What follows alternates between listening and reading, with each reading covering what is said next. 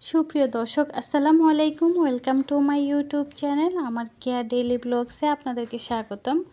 আজকে আমি কিছু কথা আপনাদের মাঝে তুলে ধরব। তো এ হচ্ছে পলাশ শাহের মা আর পলাশ শাহের স্ত্রী সুস্মিতা।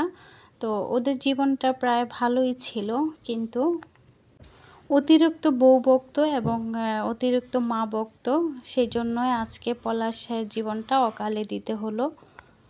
সুস্মিতা মেয়েটাও কিন্তু কম ছিল না, শাশুড়িটাও কিন্তু অনেক রাগী ছিল, অনেক জেদি ছিল। তো দুইজনের মাঝেই, দুইজনের কলরহের মধ্যেই পলাশ শাহকে জীবন দিতে হলো। সুস্মিতার এবং পলাশের কিন্তু অনেক জমজমাটভাবে বিয়ে হয়েছিল, ওরা যেহেতু হিন্দু ধর্ম। তো এখন সুস্মিতা কিন্তু অনেক কান্নাকাটি করছে, এখন তার কি হবে। আর হিন্দু ধর্মের কিন্তু একটা রীতি আছে, সেটা হচ্ছে তারা যখন বিধবা হয় তখন কিন্তু অন্যজনের সাথে ওদের বিয়ে হয় না। আর হিন্দু ধর্মের কিন্তু একটা তাদের বংশ অনুযায়ী তাদের বিয়ে দিতে হয়, যেমন সরকার বংশ, খান বংশ। যদি ওদের সরকার বংশ হয় তাহলে কিন্তু অন্য আরেক সরকার বংশের সাথে ওদের বিয়ে দিতে হবে। এটা আমি কিন্তু অনেক আগেই বইয়ে পড়েছিলাম। তো এই কারণে সুস্মিতা মেয়েটা একেবারে ভেঙে পড়েছে। আর তার হাজবেন্ড কিন্তু তাকে অনেক ভালোবাসতো, কিন্তু তাকে নিয়েও হানিমুনে যেত, রেস্টুরেন্টে খেতে যেত, কিন্তু তাদের পলাশ শাহের মাও কিন্তু তাদের সাথে সাথে যেত। পলাশ শাহের মা কিন্তু একা ছেলেকে কোথাও ছাড়তো না বউর সাথে, কিন্তু পলাশ শাহের মাটাও কিন্তু বেশি একটা সুবিধার না, দেখতে মনে হয় অনেক ঝগড়াটে।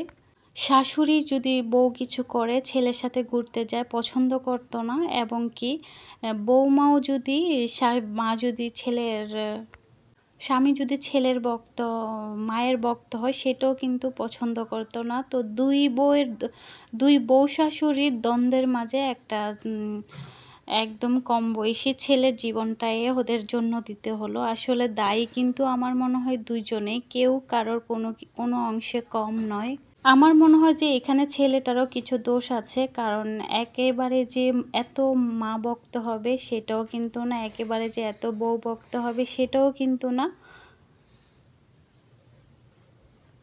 সুস্মিতার বাবার বাড়িও কিন্তু ততটা একটা বড় লোক না। যাই হোক, সুস্মিতা কিন্তু একেবারে ভেঙে পড়েছে। যাই হোক, সবাইকে ধৈর্য ধরার তৌফিক দান করুক।